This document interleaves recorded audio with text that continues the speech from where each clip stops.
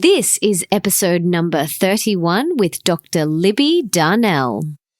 The Melissa Ambrosini Show. Welcome to the Melissa Ambrosini Show. I'm your host, Melissa, best-selling author of Mastering Your Mean Girl, and I'm here to remind you that love is sexy, healthy is liberating, and wealthy isn't a dirty word.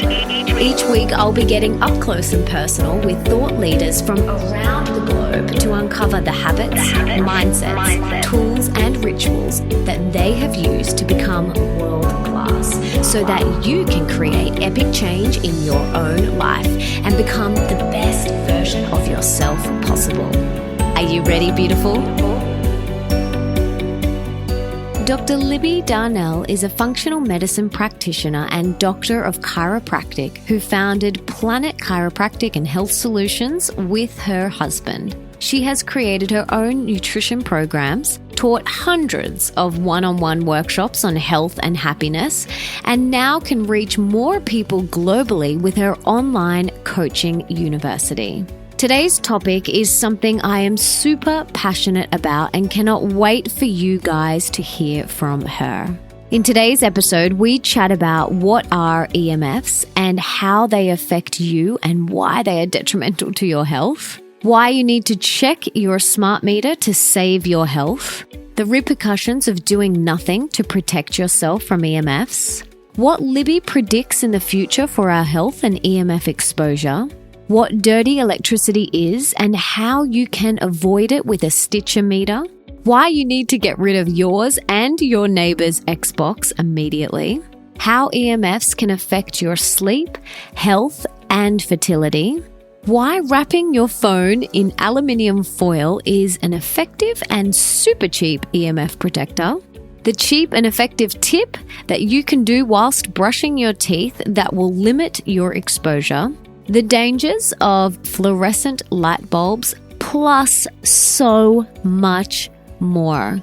And for everything that we mention in today's episode, you can check out in the show notes, and that is at melissaambrosini.com/31. I am so excited for you guys to hear this epic episode with the amazing and super knowledgeable Dr. Libby Darnell.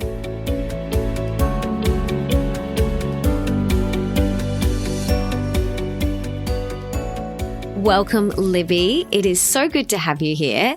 And before we dive into today's epic topic, can you please tell us what you had for breakfast this morning? You are hilarious, Melissa. So I intermittent fast, so I just had some bulletproof coffee for breakfast. Ooh, good, nice. And do you always do intermittent fasting? I do. I just feel better when I do. So even I have a son who's 21 months now, and even when I was pregnant, I was told by my midwife, don't intermittent fast, try to eat 3 meals a day. And I just did not feel well eating 3 meals. And so I intermittent fasted my whole pregnancy. And he came out way ahead of his birth weight and is just a little ball of energy. So, hey, that went great. That's awesome. Now, I am super sensitive to EMFs, and I literally can feel it in my bones. And when I spend long periods of time in front of my computer or my phone, I often say I feel EMF-y, even though that's not really a word, or cortisol-y, and that's another word I made up. And I can feel my cells change in my body. I can literally feel that they're in a stressed state. Am I crazy? No, not at all. Not at all. I went through the same exact thing. And no, I would love to tell you a little bit about my how I got into this topic, because that's exactly why I got into this topic. But there are so many other people out there that are just like you that can actually feel it. And not everybody is sensitive to EMFs. And at this point, we don't necessarily understand why that might be. I have some theories of my own, and by no means are they proven, but I would imagine that if somebody's dealing with something like heavy metal toxicity or Lyme disease or parasites, and they've got other health issues, well, EMFs just tend to act like an antenna and make you even more aware of what's already going on with your health. Whereas somebody who's got a great functioning immune system and is a very healthy individual, they're definitely not going to be as sensitive to EMFs. But at the end of the day, for all of your listeners to be aware of, EMFs still harm you whether or not you feel it. It's just like breathing in polluted air. You may not know it's there, but it's still going to harm you no matter what. And so we can definitely dive into what EMFs are and some great ways for your listeners to help protect themselves. Yeah, please do. So tell us, for someone who doesn't really know what EMFs are, what is it? Yeah. So EMF stands for electromagnetic frequencies, or it's also known as EMR, electromagnetic radiation. And it's produced by anything that is electronic. And so, Melissa, you and I, we vibrate already. We already have energy vibrational frequencies in our bodies. Every plant, every animal, every living thing has its own vibrational frequency. So since the dawn of man, we vibrated a certain way. And then along came electronics, and they have very different frequencies than what our bodies are accustomed to. And so what happens is we're around those frequencies, and they can actually alter us on a cellular level. So for all the nerds, I'll give you a very short blip about how that happens. You've got electrons and protons and neutrons in our body, and you've got something called photons. And so in your cells, these photons organize everything about your body. They tell everything what to do in regards of space and organization. And those photons are actually altered by those frequencies. So you could think of a photon being the conductor of your body's symphony, of your cell's function. And then all of a sudden, the conductor is taken out of the picture, and you've got an orchestra that doesn't know what they're doing, what tempo to play. And so that's how EMFs function. And the end result can be different for different people. So for me, I thought I was going crazy, and I'm a healthcare professional. I take care of people for a living. And I really thought I was going to start hearing voices. And my niece, who ended up passing away from a brain tumor, I'll dive into this a little bit later, but there's a way to test for EMFs in your home. And I'm happy to direct people to resources on where they can get their homes tested, no matter where you live. But when we tested her home, it was off the charts. And everything else in her test results, other than having some mercury in her system, and she was non-vaccinated, came back negative. So just an important thing to note, that you don't have to feel sick. You don't have to have a health challenge to be affected by electromagnetic frequencies. And so if we want to just think about a couple of the prime examples. So let everybody who's listening to this right now, maybe you're driving in your car and you're listening through Bluetooth from your phone. So that's going to be one example. Cars already have electromagnetic frequencies to them. If you've got a touch screen in your car, you're already around some electromagnetic frequencies. Now, those varying on testing can be a lot. They can be very significant, or they can be pretty minimal. However, one thing I really want to emphasize, if there was an action step when it comes to cars that your listeners can take, it'd be to turn off their hotspot in their car. So, we always hear about advertising now where they're saying, oh, you're a mobile 4G network, and you're basically bombarded by that frequency. And I've had clients that are driving down the road, and if they're in the driver's seat of their car, one side of their face will go numb. And then when they're the passenger in their car, the other side of their face will go numb. And the interesting thing about that is the signal for their OnStar, for their hotspot, is right in the middle console of their car. And so here they were feeling it, but imagine what it was doing on a cellular level. So when we first bought one of our new cars, I called and I said, please stop our OnStar, turn off that hotspot. But what they did was they turned off our ability to access it, but it was still transmitting and I could feel it. So I called and I said, stop transmitting the signal. And they asked me, they said, well, why? And I said, it doesn't matter, just don't transmit it anymore. And so I've had a lot of clients who, I'm in Chicago, so we've got a lot of commuters. And if they spend a lot of time commuting, that's one of the big things that I ask them to turn off right away. Because I don't care what health challenge that you're working on, you will be affected by that hotspot for sure. Any questions at all on that so far?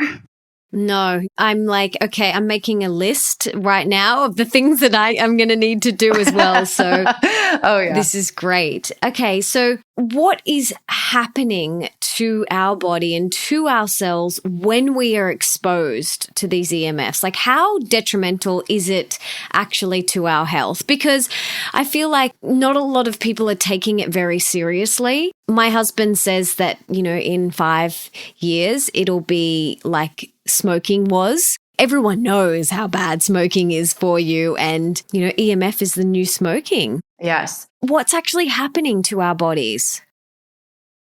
Yep. So not only does it affect you on a cellular level, but any cell that it chooses to affect, it can have a wide range of outcomes. So if we think about what I went through, it affected me mentally. So to start back, I own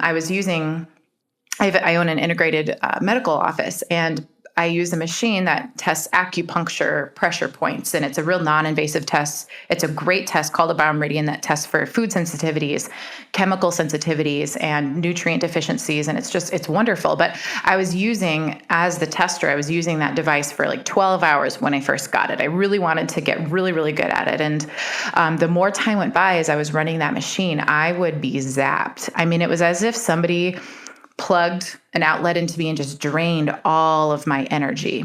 And so I would come home at night and I would fall asleep, and I could sleep for a solid 12 hours if I could. I'd wake up feeling like I hadn't slept at all. And slowly over time, that fatigue got worse and worse, and I started getting headaches, and they were always concentrated on my left temple. And to this day, if so tomorrow I have to catch a flight, I know, because when you're flying, you're exposed to a lot of radiation. I know I'm going to have that headache and I'll have to ground, which we can talk about as soon as I land. And so for me, to this day, that left temple is kind of my EMF sensor. So if I'm not even in the office anymore, if the biomeridian's running, and if somebody leaves it on and I walk in my office, I'll say, oops, who left it on? And we'll fix that real quick. But so toward the end, I was not myself. I just wasn't the person I'm happy. I'm a health and happiness coach. I coach people on how to be happy, and I was miserable, and nothing in my life had changed other than that. And eventually it got to the point where I looked at my husband and I said, I'm going to start hearing voices. I mean, I felt like I'm going to be committed. And if I hadn't known better, if I hadn't been a health care professional who thought, okay, there's something going on here. If I just been a typical average American, I just would have gone to my doctor, probably gotten prescribed some sort of psychotropic medication. And so I think about that a lot, for the people listening, if you feel like you're going through that, you are absolutely not crazy. There's nothing wrong with you. You just got to reduce your exposure and try to remediate some of that problem. So for me, the second I stopped using that, I felt better, and I started calling everybody I knew. And one of the people I came across said, okay, you've got to get out in the dirt. And it was December in Chicago, so there's snow on the ground.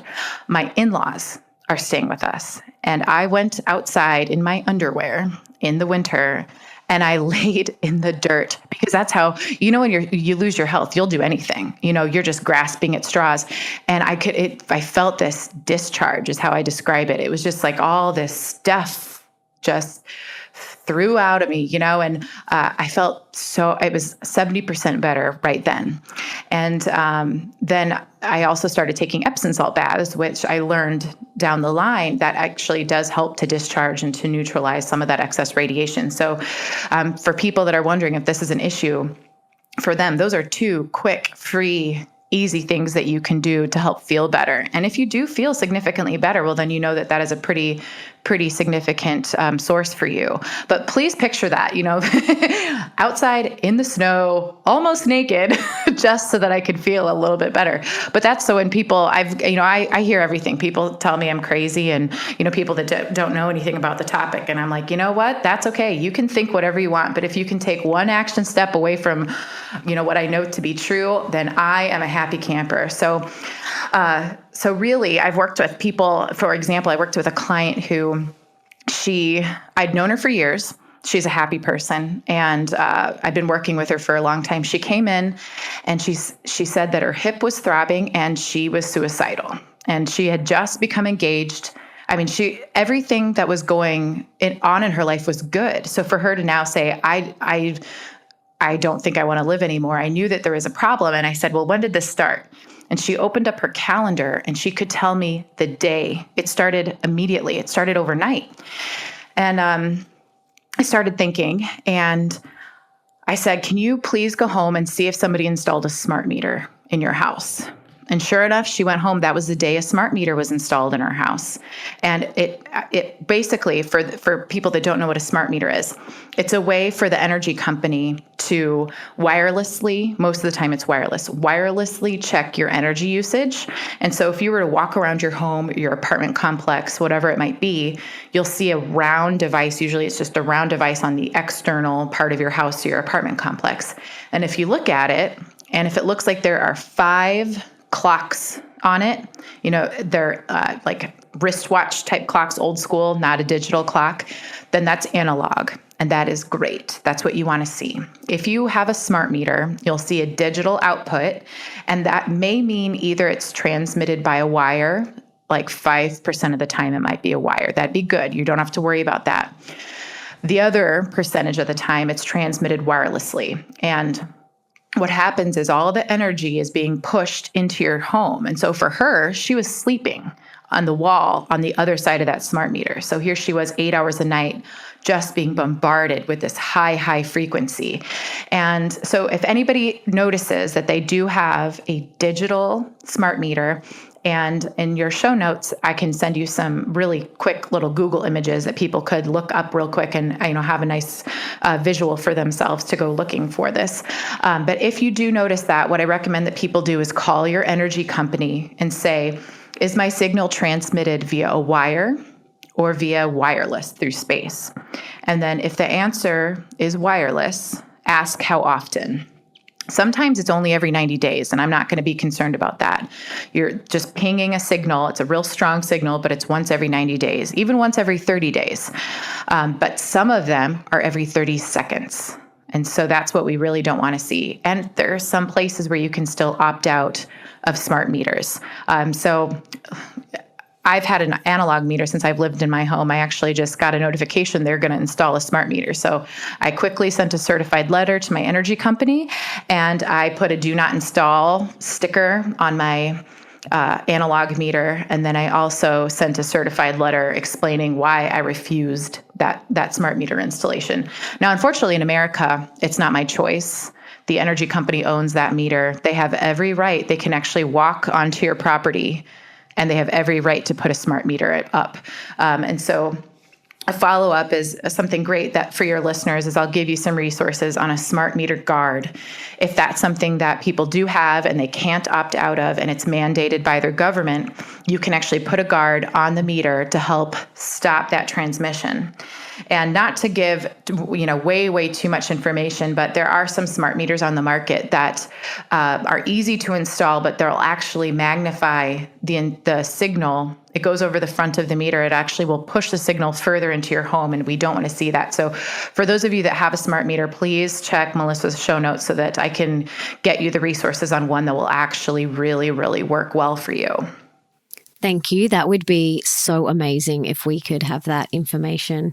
I'm going to definitely be checking mine as soon as we finish this interview. Just before we continue, I want to tell people that I'm giving you access to an action step guide. So don't feel like you need to be scrambling and writing notes on this stuff. There's a top 10 action step guide that I'm going to give you, and it's at revivedliving.com/EMF, and it's a download, and you can just cross things off one at a time. So while this can feel overwhelming if you don't know anything about the topic, please don't be overwhelmed. This is not a sprint to the finish line. This is slowly taking things a step at a time, just like you do with your health, just like you do with your nutrition. It's small things daily that make the biggest difference for sure.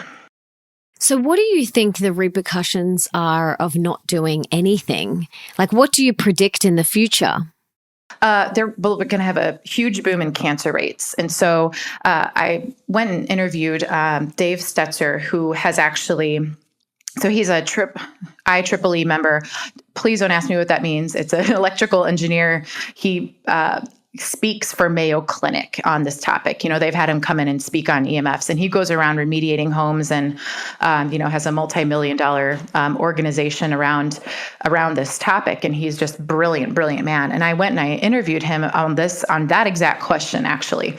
And he said, well, let's take, for example, wireless. So your wireless networks, everybody's got wireless in their home. He said that could give you cancer in about 10 years if you're continuously bombarding yourself with that, which we'll talk about the action step for that in just a second. But his follow-up was, but if you test for dirty electricity in your home, that can give you cancer in under 6 months. So that's what took the life of my niece, Kiana. And so I'll spend a little bit of time talking about what dirty electricity is. Yeah. Can you explain it? Because I don't really understand what it is. Oh, absolutely. Yes. And nobody really does. So no worries on that. So essentially, the power system, our energy system, it is designed to send energy from the grid out through wires to our homes. Then that energy is meant to go back. It's meant to fuel our homes and then return to the grid. Now, the Australia grid system is different from the American grid system. However, it's worse in America, essentially. It's far worse in America, but there's still the same risks in Australia. So what's called dirty electricity is when our wiring system is not efficiently able to deal with the amount of energy on that wire. And so what happens is the excess energy actually comes out through space and comes out through your walls. It can come out around things like your television set. Your Xbox is probably one of the worst offenders as far as EMFs goes, more so than a Wii system or a PlayStation. But so what happens is essentially the energy is coming from the grid, and it's an inefficient energy system. And so all the excess is bombarded out at us. And you don't know how bad it is until you test. So I'm going to give all the listeners a resource where they can go to find out where they can get a meter. It's called a Stetzer meter, and it's around $100 US. And you just plug it into an outlet, and it'll simply give you a reading. And it'll tell you how high or low the dirty electricity is in your rooms. So when I have my brother-in-law, so my niece's dad actually tests homes for a living here in America, in Wisconsin, and it's interesting because some homes will be relatively fine. Most homes end up needing some help to remediate their dirty electricity, and that comes in the form of a filter. And so they're just called Stetzer filters, essentially. And again, those will be in the show notes, but you plug them into an outlet, and it's a filter that harnesses all of that excess energy and makes it safe. So it's taking away all of that risk. And so when I asked Dave Stetzer, it's because it was Stetzer and then William Graham who invented this, because they were the ones that discovered the problem. And the reason they discovered the problem, just to give some listeners some background, is it started with farms. It started at farms. All of a sudden, these dairy cows stopped producing milk the way that they had. Their milk production went far, far down, and they started having a lot of miscarriages, and any live births, any calves that were born were greatly deformed. And this was happening all over. And it was happening for the exact reason that we just talked about, this inefficient energy system. And the mechanism behind that is the energy, if it can't travel through the wire, it will actually travel through the ground. Now, it's not as significant in Australia. Australia is set up on a slightly different grid system, but it's horrific here in the U.S. And so they would go out and they would inspect these homes, and you can actually measure this energy. So you could actually, and I've measured it running through my own body before. I just hooked myself up to an EKG machine, and I could actually get the voltage running through my body just standing on this farmland. And so they went out and they measured these cattle, and then lo and behold, these farmers, their wives were having miscarriages. Their children had horrific. They were either passing away early in childhood from cancer, or they had, multiple birth defects. And so we can think about how often that happens. So if people have seen the movie Erin Brockovich, I know that there's going to be a movie made about this, because this is how bad it is. And then to really just drive home this fact for people that still might be skeptical, Dave Stetzer, so the originator who found the problem and then came up with a way to fix it. So he actually started going to senators' offices to try to see if they could fix the problem. And he would walk in. So there was a particular senator, and he walked into this gentleman's office, and this guy had his filters in his office. His filters were everywhere in this building. So they knew that there was a problem, right? And he said, well, okay, there's a problem existing. Why aren't you doing anything to fix it? And he asked the senator a straightforward question. He said, it feels like the energy system is making people sick. The pharmaceutical company gets a patient for life. And it's like the energy system is sitting out there with their beer, and the pharmaceutical company is smoking a cigarette, and they're just having a good old time together. And the senator looked him square in the face and said, no, the energy system is just drinking whiskey, and the pharmaceutical industry is smoking a Cuban cigar. But yeah, other than that, you're exactly right. Oh my gosh. Whoa. Yes. I wish, totally could sound like a conspiracy theorist when it comes to that. But I mean, he went on record on video with me telling me all of this. And so the problem really does exist. And unfortunately, that's true for most of our healthcare system. If you really think about it, we have to be our own best advocates when it comes to the quality of our food, especially here in America. The FDA, their best interests are really not our own. It's a business. And so we have to be our own best healthcare advocates. And that's why, people that subscribe to your podcast and, people that read up on this stuff, they're educating themselves because they know that they are the ones that have the most responsibility for their health in the long run. So when it comes to dirty electricity, that is probably the worst offender. And a gentleman named Steve Hall has Australian filters. So those are different filters than what you would get in America. And so on that EMF action step guide, I've actually included where you can get in touch with him. So he's a gentleman who would he can come and test your home. Like I had my home tested, and the average home in America needs 20 filters. The average home in Australia needs 15 filters. My house, and I do live in a larger house, my house needed 60 filters. But I can tell you, as soon as I got filters in, I slept like that. I had dreams again. And I wasn't even getting into a deep sleep even when I was sleeping. And all of a sudden I was dreaming again. It was wonderful. And my husband and I decided to have a baby, and I was pregnant in 4 days. That's how long it took.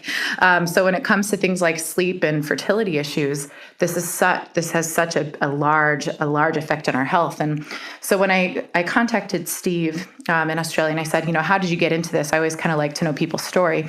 And he said he had just a multitude of health issues, but he said, man, if everybody who has a sleep issue, just sleep alone, could put filters in their house, they would finally start to dream again and finally start to have a really good deep sleep.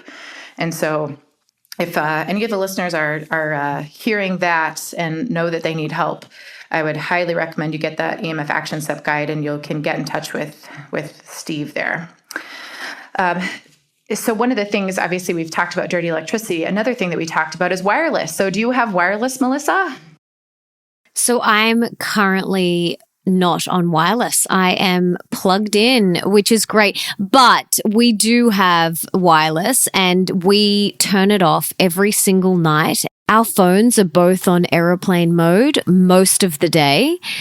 So we will only turn our phone on to use it, and then we turn it straight back off again. And we try and turn the Wi-Fi off during the day if we're not using it. But every night it's turned off. Where I'm podcasting from right now, it's plugged in. We're hooked up. We're wired up, which is great. But yeah, that was one of the things I was going to share with you. There's personally quite a few things that I do, such as, I have the My Health device and turning the Wi-Fi off at night and my phone on airplane mode most of the time. I've got the Defender Shield phone case and laptop case and the AirTube earphones. We're wired in this room. But what else can we do to limit our exposure as much as possible? Oh, yes. And I hope I hope your listeners were all just listening to you right there. You just said so many great things. I think you're probably, of all the interviews I've done on this topic, you have by far taken the most steps. So I am super, super pumped to be talking to you about that. Yes, you win the award, A Melissa. plus for me. Yes, yeah. Oh, yes. So something that your listeners could do just to help with the Wi-Fi issue, because you said you turn it off at night. So when you think about Christmas lights, most people put Christmas lights on a timer. And so it happens automatically. They turn on at night and turn off in the morning. And you can do the same thing with your Wi-Fi. So you just go to your router and you can get, I would call it a timer, but essentially it's just an outlet timer. So that's what I have. So I plug the power source from my wireless router. So I plug the actual timer, and if you wanted to Google it, you would just Google outlet timer. You plug it into the wall, and then you'd set it when you want that outlet to be turned on and off. And then, so I set mine to go off at 10 p.m. and it doesn't turn on until later in the afternoon the next day, because nobody here needs Wi-Fi during that time. And we only need Wi-Fi very occasionally, but that way it's at least off for the majority of the day. So for your listeners, especially those with children, Wi-Fi is children are so sensitive to EMFs compared to adults. You and I are not going to be as affected as much as children. They're growing, their cells are replicating. We need to give them the best start as possible. So if you can at least get the Wi-Fi off at night, that's a great, great plan. So plug your power source of your wireless router into that outlet timer and keep it off. And that way you don't have to think about it. So many people are like, okay, I'll unplug it. And they'll do it for like a month. And then they just forget about it because that's human nature. But so put it on a timer. And then while we're on that topic, let's talk about Xboxes. So here we've got this huge problem. Kids sit in front of gaming systems all the time. And it really is a pretty significant problem. And an Xbox, even if it's off, I've tested this. I've used equipment to test it. It's off the charts. So I use something called a high frequency analyzer, just in case somebody is wanting to know what the equipment was. It's a high frequency analyzer, and the scale is 0 to 2000. It caps out at 2000. And biological effects happen above 18 units. So that means you're going to notice a cellular change at 18 units. So 0 to 2000. And 18 and above is where you're going to have biological effects. And so when I tested this Xbox, even when it was off, it was maxing out that reader. So it was above 2,000 units, even when it was off, as long as it was plugged in. So for that reason, I really strongly recommend, if you have an Xbox, leave it unplugged unless you're playing on it. Because our bodies are designed to heal, right? We cut our leg, it's going to heal. So if you're there for a short-term period of time, fine. That is absolutely 100% your choice. And most likely, if you've eliminated all of the other sources that you can, then your body's going to recover from that. But in this particular home, when I was testing it the first time, even with that Xbox machine off, that signal was being transmitted through 3 floors. So if you were 3 stories up, that signal was still hitting you.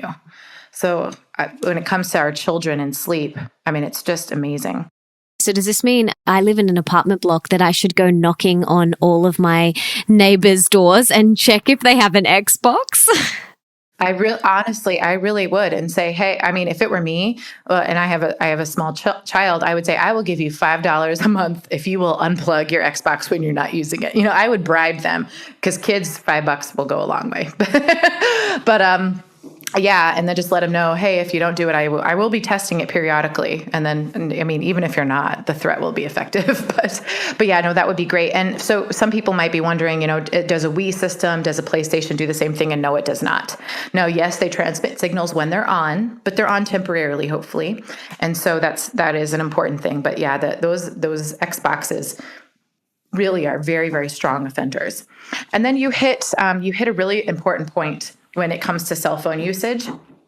Now, I've tested a lot of these Defender devices. I personally have one on my phone right now, but when I test them, and we're just going to think about this in a logical manner.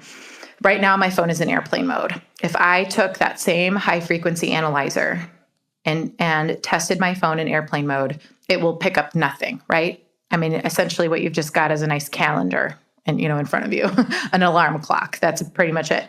Now, as soon as I turn my phone on, even with any sort of blocker, and again, I've tested them all, I'm still going to pick up a reading that will still max out a device if the browser is being used.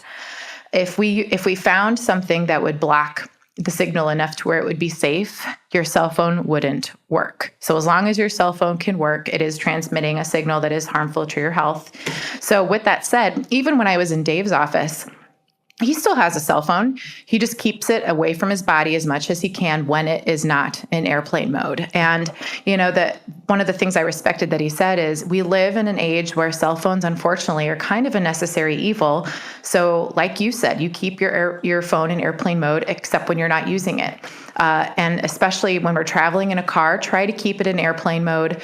The hard part is women will put it in our purse and then have it near our lap. And studies have shown how it affects our reproductive organs, especially when it comes to males' sperm counts. It really, really impacts the male sperm counts in a pretty significant way. So would you suggest when you're making a phone call, putting it on loudspeaker and potentially, putting it on a table and taking a step back away from it? Like, how logistically, like what do you do? Yes, absolutely. So when I use it, I do have it on speakerphone. So when I'm in my office, all of my team members can hear my phone calls, but I don't care because that way it's not right next to my brain. And so one thing that really it just tugs at my heartstrings are when I see parents give kids their phone to play games on. And again, these kids are so much more susceptible. And so I have been known to stop people that I've never met before, I don't know. And I will say, can you please put your phone in airplane mode? And if that game can't be played in airplane mode, please find another one. Now, there is if people want to know, they're welcome to email me, and I've got my contact information on that EMF action step guide. But there is a way to get things like an iPad to be able to work through a wire and still play games in airplane mode. And it's actually a pretty complex process. But for, if there's that one person that's like, nope, my kid is going to insist on playing this game, I can help them figure it out. But for the most part, it is a complicated process. So try to find games that can be played in airplane mode. And a lot of them really can. So that's great. But I also, if people want to take it to the next level at work, so right now, while we're doing this interview, I have a metal desk. It's an airplane wing. And so when my home was tested, anything sitting on my desk won't hit my body because it's protected by that metal. So if you really, and people, I've tested this theory a lot. So I would actually wrap my cell phone in aluminum foil. And when someone would try to call me, the call wouldn't go through, it would go straight to voicemail. And I'll do that sometimes with people that want to see a really good cell phone EMF protector. I'm like, well, if you wrap it in foil, then it's not going to work at all. And that's why, because that metal acts like a shield. And so when it comes to things like the smart meter guard, it's the same scenario. You're wrapping that EMF, you're wrapping that smart meter in really thick aluminum foil, essentially. And that can take us to a next action step that is another easy, free, and cheap one to do. So this is something that I do anytime I brush my teeth so that I remember to do it in a habit-forming way. Most of your children, right, go to school with wireless, which, by the way, there's towns in France now that are eliminating wireless in all public areas and in all school systems because they understand how detrimental it is to children. So it's being banned in schools because they do understand the ramifications of that. And they also run on a better grid system, so they don't have as much dirty electricity as we have. So one of the things that people can do if they know that they're exposed, we go to school, we're bombarded with dirty electricity. Well, we're bombarded with wireless. We go to work, same scenario. And then you look outside your office window and there's a cell phone tower right there, right? And that's just coming right in through your window every day. So one thing you can do is when you go home, you can stand on a piece of tin foil, aluminum foil. I think you say aluminium foil. Yes. And that sounds I know it sounds crazy, but when you stand on it for a minimum of 1 minute, approximately the time that you're going to spend brushing your teeth, it acts as a way for you to neutralize that energy. So any excess energy will actually flow through you into that tinfoil. And no, you don't have to replace it. You can use it indefinitely as long as it's in good shape. And Melissa, do you have a biomat or have you heard of biomats before? I have, and I don't have one. I would like to get one. But before we go into that, so you're just saying get some aluminium foil, which is what we call it here, or tin foil, put it on the floor. You stand both of your feet on it whilst you're brushing your teeth for 1 minute, and that's it. Absolutely. That is it. Okay, that is so easy, and everybody can do this. But now tell me about those mats. Yeah, so don't get one. Oh, okay, great. You just saved me some money. Yes. So, oh my gosh. And I preemptively apologize to people that have one, but you're going to be frustrated when you hear this. So when you plug it in to your energy system, it's actually, because it does have metal running through the biomat, you're actually going to pull some of that dirty electricity into the mat and then into your body. And so that's actually harmful. I have done it and hooked myself up to that EKG machine and tested the voltage running through my body. And so absolutely don't do it. But the benefit is, if you already have one, it actually works just like the tin foil if you don't plug it in. So even though you spent a lot of money on it, if you don't plug it in, it is still very helpful for you. So yes, there's one quickie. And then another really, I pardon my ignorance on this, but do you have CFL light bulbs or compact fluorescent light bulbs in Australia? Yes, we have them. Okay, yes. So the swirly ones are very bad offenders. If you have them, I would unplug them right now. They actually do have mercury inside. You know, we know if you break one, you've got to call a hazmat unit to clean them up. And there are some studies showing that you do have some exposure. It was a German study that found that out, that there is still some mercury exposure even when they're plugged in. So yeah, those are bad offenders even from a heavy metal perspective. But they, again, if I were to just stand next to a CFL light bulb, a swirly light bulb, a compact fluorescent light bulb, while it is turned on, if I just stand next to it, I will be able to pick up a reading of energy running through my body. I will pick up a voltage of energy running through my body. And so they're off the charts. They're really high offenders. And so I really recommend that people unscrew those, live in the dark while you have to go out and get some different light bulbs in the moment. But priority wise, go into your kids' bedrooms and get them out of your children's bedrooms right away. Get them out of your bedroom. Get them out of anywhere where you spend the most time. And then one by one, switch them out. So the ones that you would want to use are actually the ones that Thomas Edison, the inventor of the light bulb, originally invented, and that's the incandescent light bulb. There is a 0 reading from an incandescent light bulb. And now something that's a little bit more common is going to be your LED light bulbs. And unfortunately, I can't give you a crystal clear answer on this. There are some brands that are pretty good, and some brands that they do emit more EMFs. However, they're at least half of what would get emitted by a CFL, those swirly light bulbs. So if it were me listening and I'm new to this, the first thing I would do is order an outlet timer for my Wi-Fi at night for my kids, so that they're not around that while they're sleeping all the time. And if your Wi-Fi router is near your kids' bedrooms, move it to the other side of the house. And the second thing I would do is switch out all of my light bulbs. And then I would set a plan together to replace and get filters in my home. So get the dirty electricity filters. So if you're in America, you can get those at StetzerElectric.com, and it's on the EMF guide. And then if you're in Australia, there is StetzerIzerAustralasia.com. And those filters that are sold through that website can be used in Australia and Fiji and New Zealand. So what were the best lights that we need to get? The incandescent. And so those are actually being phased out in America now. So I've told people, if you live in America, go switch out your light bulbs right away, because they're still being sold, but the energy system is trying to phase them out. And I could talk at length about why those CFL light bulbs don't actually save people any money. And most people will notice that, they're told to use them because they're more quote unquote energy efficient. But if you actually look at your bill over time, It's not going to go down. And for most people, they get back to me and they say, oh yeah, it actually did go up a little bit. But, and so there's a whole host of reasons why that can happen. But so if you're going to look at the worst offender at CFLs, the best solution is incandescent. And then the second best solution is LED.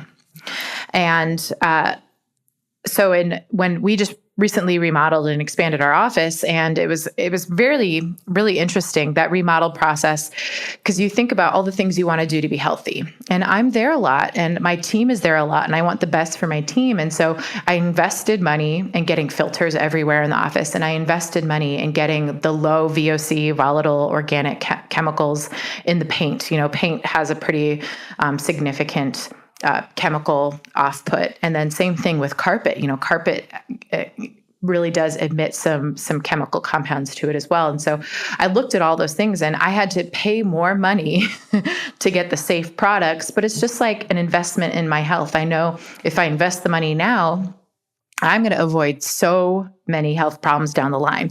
When we buy our quality nutrition, that's an investment in our health, right? We reap that back tenfold in our gains. And then we don't end up with these really expensive health outcomes like cancer and diabetes and heart disease that really tax our economy.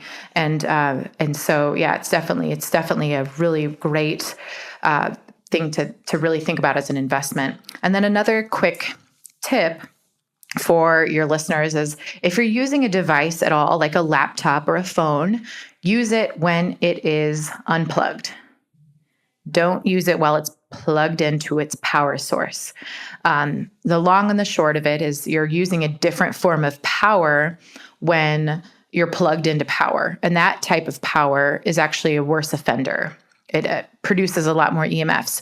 When you're using just battery power, so your laptop's battery or your phone's battery, that's going to be a much safer exposure for you. So every so often I'll catch my husband. He'll have his laptop not only on his lap, which, mind you, I teach on this subject, right? Don't put your laptop in your lap. Please don't do that. And I'll catch him every so often. I go, what are you doing? What do you think you're doing? And then it'll also be plugged in, and I'll say, well, thank you for lowering your sperm count by 50%. I hope that wasn't important to you. Oh gosh. Yeah, no, I didn't know that about when it's plugged in, but I never have it on my lap, and we've got the Defender Shield anyway, but I still would never place it on my lap. Even if I'm, at an airport and sitting in a chair without a desk, I'll find some way that I can just prop it up on something.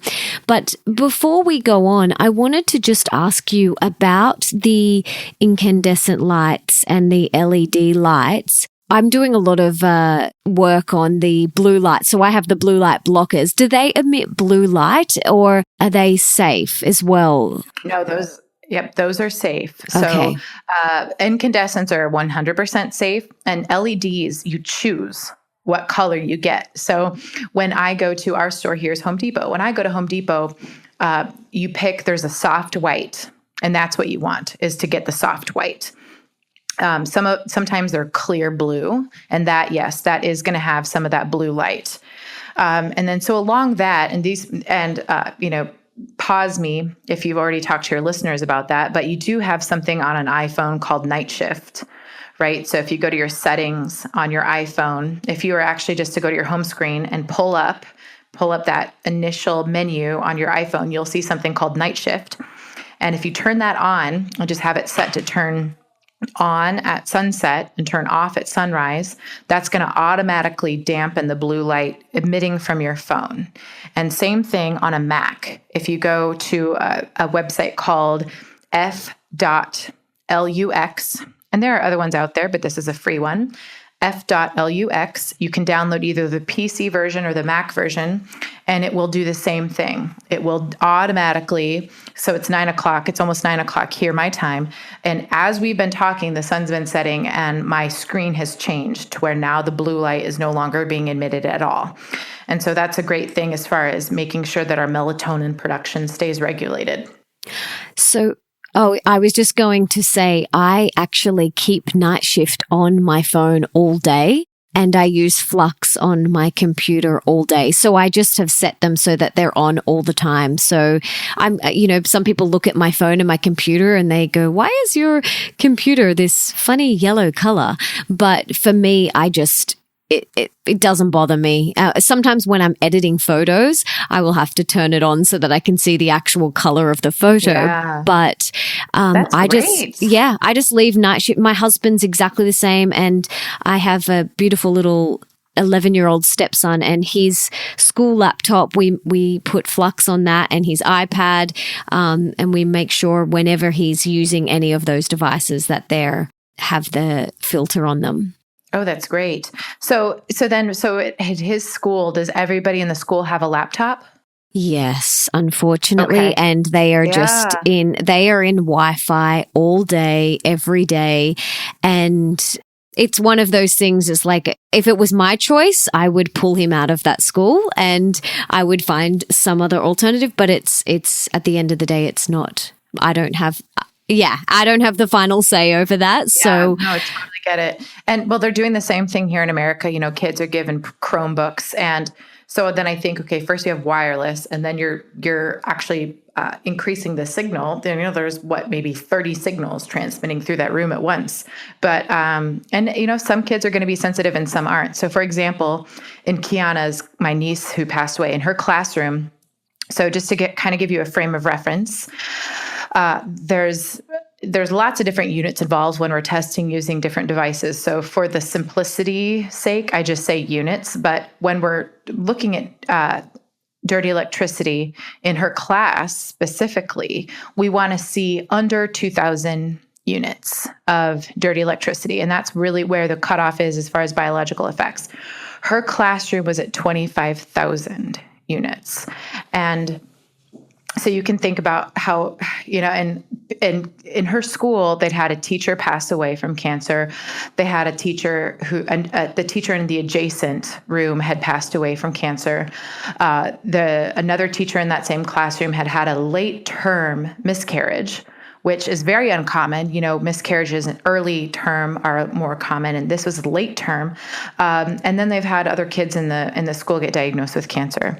And there are studies. I mean, this is not like an anecdotal thing. There are studies done out of California specifically where they measured dirty electricity, and they actually were able to track the cancer rates through the school in the teachers there who are there more long-term, and then also in the children. And you think about that, and it's just, so for that reason, your stepson who's exposed to Wi-Fi, yes, Wi-Fi is an offender, but, I worry about, dirty electricity in those classrooms as well. And so when it came to my brother-in-law, Kiana's dad, he has a son still. And he went in and he said, okay, I know that this is a problem now. I will pay out of pocket to get filters installed in his classroom.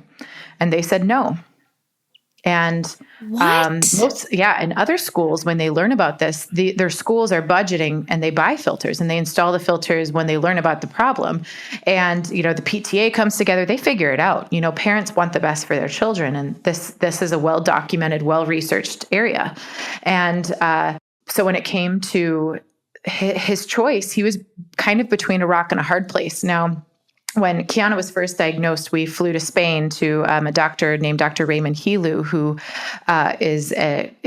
he sees a lot of people with cancer, and he was one of the few people willing to take on a 7-year-old girl. America, it's hard to find somebody who will take the liability case of treating a 7-year-old with terminal cancer. And I have to give him a shout out because when she was diagnosed, he was on vacation in Los Angeles, and I had my interpreter. I have an interpreter at my office. I had them bombarding his office with phone calls saying, you know what, we've got to come and we're going to show up if you're there or not. And he flew back early from his vacation to see her. And he will be in my prayers forever. And I know her quality of life was absolutely so much better because of everything he was able to do for her. But there are so many alternative therapies out there when it comes to addressing things like what was going on in Kiana's classroom. For us here in America, Hope for Cancer is in Mexico, and that's a really big one. And they're able to really address a lot of the same issues that Dr. Helu was, but again, they wouldn't take on somebody under the age of 18 because that's evidently a very large liability. But so when we were over at Dr. Raymond Helu's, he was able to do some testing, and of the 6 of us that went, it was her family and my husband and I went, and so of the 6 of us that were tested, 4 of us were found to be sensitive to EMFs. And I already knew that. I showed up, I had an EMF protectant pendant around my neck, and I just took it off. I put it on her, right away. But my nephew actually was one of the people that he had some of the best test results that Dr. Helu had seen and was not at all sensitive to EMF. So here's my brother-in-law, his name's Joe, and he has this choice. Okay, my daughter passed away from this. And even though, yes, there was also a mercury component there too, but this was, off the charts, one of the higher readings that anyone has seen when it comes to her classroom and her bedroom. And so he had to make a choice. He had to say, okay, I can't in good conscience let my son go to that same school, by that classroom. And he pulled him, and now he homeschools him. Now in America, and maybe it is the same for you, but we've got great co-ops. We've got great online school systems set up to where he's got his hardwired cable, network where it's totally EMF safe. There's no wireless in his home.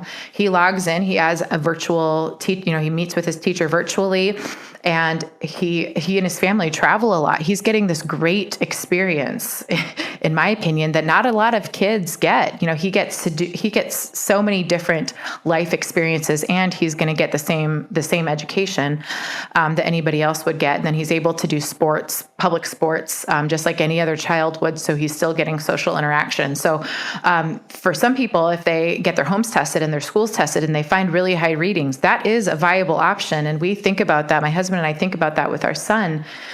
We'd love to send him to a Christian school, but we know that we're going to have to test it first, just because of the issues I've had and the issues that his cousin had. I can't risk that. And so that's just something that was incredibly important to us. But if anybody was wanting to get tested to see how sensitive they are to EMFs, Dr. Raymond Helu, who's in Marbella, Spain, actually does a blood analysis. And I believe he charges $300 just to do this analysis. And that's $300 US. And that's not, in my mind, of all the testing you can do, that's pretty insignificant. And he does a multi-layered analysis to your blood and will actually give you a whole host of recommendations on things that you can do from a lifestyle perspective to whatever he finds. So for example, when we looked at Kiana's blood, not only when it comes to EMFs, what your blood does is your red blood cells will actually coagulate. They'll stick together. They clump together. So when you look at them flowing on the screen, he blew up his microscope. We could see everything that he was seeing.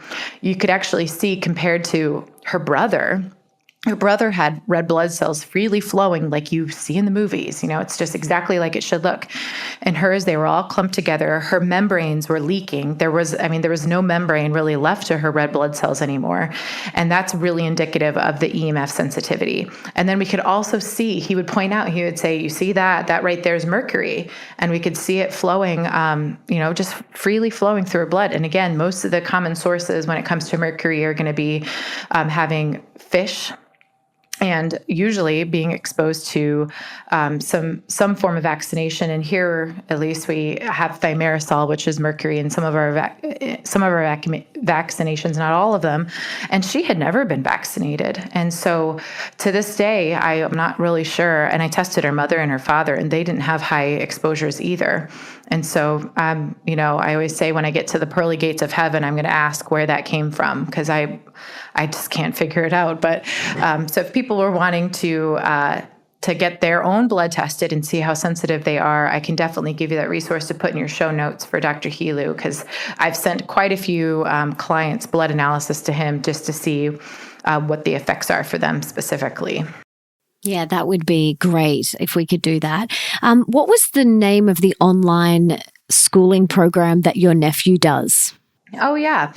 So unfortunately, I don't know that off the top of my head, but he's part of what's called a co-op. So that would be CO-OP, a co-op. And those are pretty prevalent around. So essentially what you do is you have this online school, and then you get together. So anybody who's in that co-op locally, they get together every so often because obviously it's important for kids to socialize and to learn those skills. And so they'll get all those kids together just like you would at a normal school, and it's supervised usually just by parents for that specific reason. And that might be for recreational activities, but for the actual academic part of it, it's just the same exact curriculum. But the interesting thing for him doing traditional public school versus co-op online school is that he is able to complete the same amount of work in a far shorter amount of time.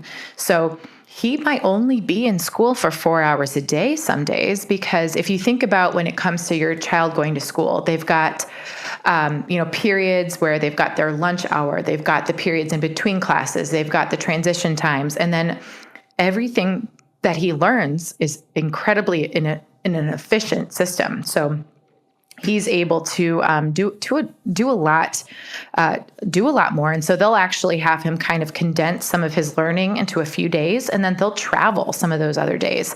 And so he's getting just really incredible experiences for him specifically. But I'll get you the name of his school specifically so that anybody that's interested in that can dive into that.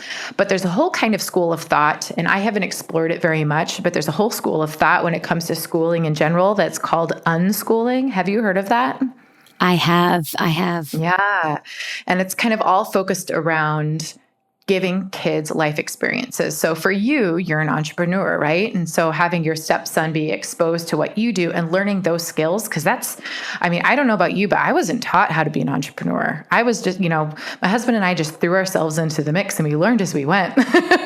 And it was this incredible experience. But I think about that. I really hope that no matter what my son Grayson ends up doing, that he learns some of those skills, because those are just life skills, how to communicate with people, and how to really engage people and how to influence people to live their best life. That is such an amazing skill that I wasn't taught at school. Were you? No, I definitely was not taught that at school.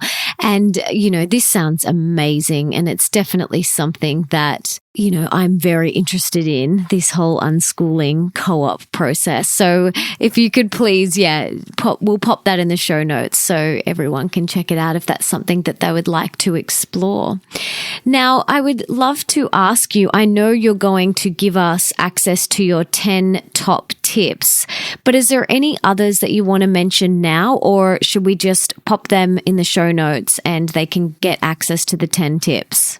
I think, I think we've really hit some of the most common things that I would, ask people to look into. So again, that EMF action step guide is at revivedliving.com/EMF. So that's REVIVED living. I'll pop it in the show notes as well. Perfect. Yes. Yeah. And so that they can get action steps to that. And then there's also my contact information there, as well as if you're interested in America getting your home tested, I can find somebody closest to you. And in Australia, I've got Steve Hall. And so he travels around testing homes as well. And if you want to get some filters for your home, which I would highly encourage you to make that like your number 3 action step, to get those into your home for sure. And where is Steve based? That is a wonderful question that I don't know off the top of my head. I spoke with him earlier, and of all the things we talked about, I didn't retain that piece of the puzzle. No, that's okay. No worries. But he knows other people kind of in his network. So he's kind of the start. He's been doing it the longest and has a really great story, and is, I think, one of the most motivated of his kind in Australia. So I would always start there, and then he can definitely direct you to somebody closer to you if that is something that you need. Awesome. Now, this has just been mind-blowing. To be honest, I have a huge piece of paper next to me with notes, my own personal action steps that I'm going to take as soon as I get off this call. Which is awesome. So I have taken away so much already from this, and I just think it is so, so imperative. But I have a couple of more questions for you that I would love for you to shine some light on. And the first one is, I would love to know, what is one thing that you're working on or would like to improve within yourself at the moment? Oh, yes. That's an excellent question, Melissa. So something that I've been working on probably for the last couple of months is making sure that I'm setting my goals every night before I go to bed. And so I set my top 3 action steps for the next day before bed. And I used to do that. And I all the successful people in the world do that. They know when they wake up in the morning exactly what their most important things are to do. They don't check their email. They're not on Facebook. They get out and they do those 3 things right away. And so that is one of the things that I am working on in my own life. I love that. Yeah, the MITs. I do it every morning.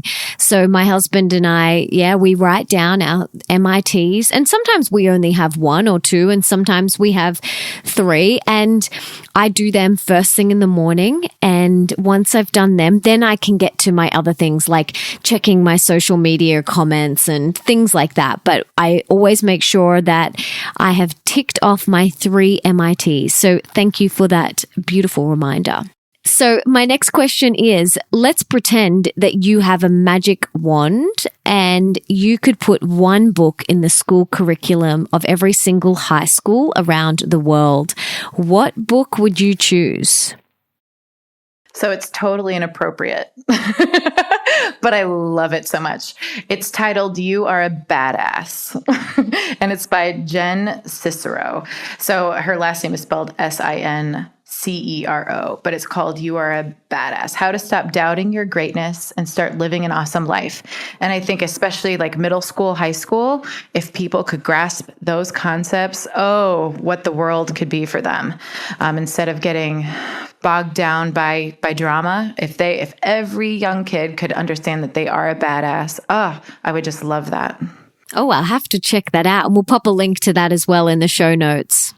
So let's talk about how your day looks now. You spoke about before, all the successful people that you know or out there do this MITs every night.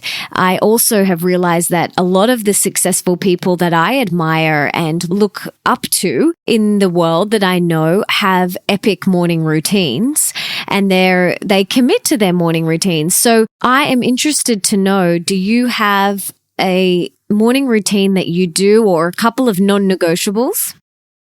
I do. And so I'm sure you and your listeners have read Miracle Morning, right? Yes. Hal L. Ron. Yeah, it's such a great book. Oh, yeah. So I have and I teach clients that too, but to have their full on morning routine and to have their mini routine, the absolute non-negotiables. And so my non-negotiables, if I'm strapped, so tomorrow I'm getting up at 4:30 a.m. for this flight. So it's going to be the mini morning routine, but it's going to be to juice or some organic produce that I'm going to take with me. And then I will always do some form of meditation and some form of time with God. So for me, those are my non-negotiables. And I have a devotional that I do every morning. And then my meditation tomorrow will be like 5 minutes. It'll be real short. But for me, if I don't do that right off the bat, I'm going to feel off. And then, when you see those goofy people in airports doing yoga, that will be one of those things. So, I'll be one of those people once I get through security that's doing some form of weird stretching in front of everyone else and some yoga. So those would be mine. But yeah, what are yours? What's your morning routine? I'm curious. My non-negotiables are gratitude. So I wake up and I roll over, and the first thing I say to my husband is, "Good morning, darling. What are 3 things you're grateful for?" And he tells me 3, and then he asks me what my 3 things are.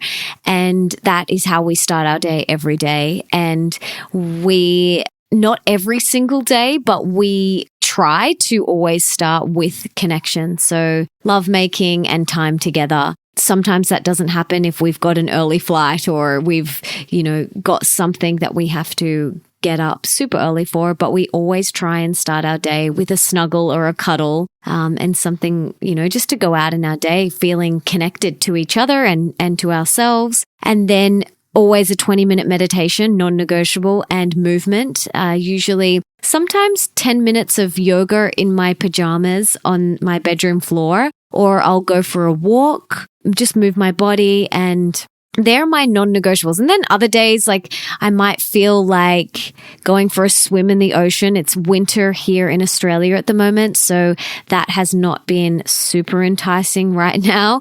But I'll usually go for a swim. I call it an aura cleanse, and get my feet in the sand or on the grass, and I do oil pulling. That's my extended morning routine, but my shorter routine is gratitude, connection with my husband, meditation, and movement. That's wonderful. I'm totally stealing your gratitude with your husband thing. I love that. I love incorporating somebody else into your gratitude. That's wonderful. Yeah, I mean, I do it personally as well, like on my own. I jot it down throughout the day. And then when my son's here, my stepson's here, at dinner time, we all go around and we say 3 things that we're grateful for. And it's really like the things that come out of Leo's mouth just blow my mind. It's from an 11-year-old, it just blows my mind. And it's such a beautiful practice that you guys can do together. We don't have phones at the table. We don't watch TV. We literally just sit and talk and connect, and we talk about what we're grateful for. And we also go around and say our favorite part of the day. And then we have an improvement for the day. So one thing that we feel like we could improve on. And sometimes they're really little and sometimes they're quite big. But these little rituals that you do each day really make a big difference. Oh, that's wonderful. I love that. I love it. Love it. I was just going to tell you a little tidbit that I didn't tell you earlier is for 6 months, I studied in Newcastle. Oh, wow. So, oh my goodness. You have to let me know if you ever come to Sydney again. I would love to have a cup of tea with you. That would be amazing. Oh, sure. Yes. Oh my gosh. I just had such a wonderful time and got to go to New Zealand and Fiji. And so for all the Americans, get over to Sydney. It's so fun. I had school 2 days a week. I lived on the beach. It was not school at all. Yeah. It was wonderful. It's so magical here. I live on the beach as well, and it's just absolutely heaven. So beautiful. So yeah, get on down here. And speaking of gratitude, I'd love to hear, what are 3 things that you're most recently grateful for? So I'm grateful that my son at 20 months decided to potty train himself. I wasn't expecting that one, and I was totally taken aback, but I was using cloth diapers. And so that is something I'm incredibly grateful for, is potty training. Another one is that I have had some changes in my team at my office, and we have a fabulous team that supports and loves one another, and it hasn't always been the case. And so I'm incredibly grateful for my team and the people I surround myself with. And I'm also very grateful for the fact that as my family, we've lost some family members. We lost my father-in-law very recently and my niece, 2 years ago. And in the face of that loss, we have grown closer. And I know that that's not always the case. Sometimes loss can rip people apart, and our family has remained incredibly strong and loyal and just loving on one another and really supporting one another. And so that's something that I'm incredibly, incredibly grateful for. Beautiful. Now, a couple more questions. In your opinion, what is one of the most important things that we can do today for our health? I think I know what you're going to say, but let's hear it again. Lower your exposure to EMFs and start simple. Don't take big, gigantic leaps. Get your top 10 EMF action step guide and lower your exposure as you can. Awesome. What is one of the most important things that we can do for wealth? That's an excellent question. So the way that I look at it as an entrepreneur isn't always maybe the way that other people do. But for wealth isn't always investing in the things that are going to save you money, but investing in the things that are going to make you money. And so I love to put my money where the most of my income growth will be. And so I just think about how to multiply that as much as I can. Awesome. And what is one of the most important things that we can do for love, for more love in our life, more self-love and just love in general? Give whatever it is you're wanting to receive. So if you are wanting more love, if you're wanting more appreciation, if you're wanting someone to come up and hug you and tell you how much you are the most important part of their life, do it first and it'll come right back to you. So beautiful. And finally, my last question for you is, what is one thing that I personally and the listeners can do to serve you today? How can we be of service to you? Oh, I love that. I absolutely love that. Well, I'm going to obviously post a link to this on my social media, but I would love if you guys would just give me a shout out and tell me that you learned something from this on my Facebook page, which is just Dr. Libby Darnell, Dr. Libby Darnell. So that's DrLibby Darnell. And if you just said, hey, I heard your podcast with Melissa and I loved it, that would mean the absolute world to me. So thank you. Oh, absolutely. And we'll put a link to that as well in the show notes. So don't have to worry about scribbling that down. Thank you. So, Libby, I have learned so much in this episode, and I am so grateful that we have been able to connect and you have been able to share all of this amazing wisdom and information on such an important topic that I feel really passionate about. And this is why I wanted to bring you on. You are such a wealth of knowledge, and you have been through a very challenging situation, and that probably makes you even more passionate about it. And I'm just so grateful that we have been able to learn from you today, and I'm grateful for the work that you do. And I'm grateful that we have been able to connect. You are such a beautiful person, and I just wanted to say thank you. Oh, thank you so much, Melissa. This has been such a joy, and I'm so excited for your listeners and all the great things that they'll see in their lives with this information. So thank you so much. Thank you, darling. That was awesome. Just absolutely awesome. I don't know about you, but I have a piece of paper next to me with to-do items as long as the entire page. I'm definitely going to check out the dirty electricity in my house and get some filters. And I'm also going to be super mindful of never using my laptop and phone whilst it's plugged in, because I didn't know that. So I would love for you guys to write down 3 things that you are going to do today and take action on them. And let me know on social media, what are your 3 things? And if you loved today's episode as much as I loved it, please subscribe and leave me a 5-star review in iTunes, because that means that we can get on more epic people and inspire more people to make healthy change in their own life. And don't forget to tell me on Twitter who you would like me to interview, and make sure you tag me at Mel_Ambrosini and the person you want me to interview using the hashtag The Melissa Ambrosini Show. For everything that Libby and I have mentioned in today's episode, you can check out in the show notes at melissaambrosini.com/31. And you can also listen to all my other epic podcasts there too. So thank you so much for being here and for wanting to be the best version of yourself, and for showing up today for you. You rock.